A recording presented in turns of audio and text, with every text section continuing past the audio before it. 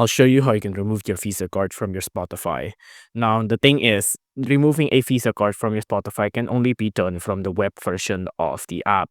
If you try to find it on the phone version of the app, it won't work because the phone version is already integrated with the Google Play pay subscription model, so they don't need to add a Visa card there, right? So you will need to do or remove it from the web app.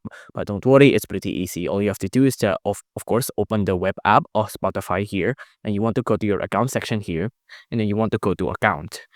Now on account, just wait for it to load. Now on load here, just scroll down, go to payment here. Now on payment, go to saved payment cards. Again, wait for it to load like this. Now on the saved payment card, let me just translate it here real quick. Give me a second. Now you can see on your card right now, I don't have any card here, right? But if you do have a card, there should be a option to delete that card easily, right? So again, this is just where you need to go. And if you have any saved card, so in this case, it's Visa, you can easily delete it from here. If you enjoyed this video, please do consider liking and subscribing.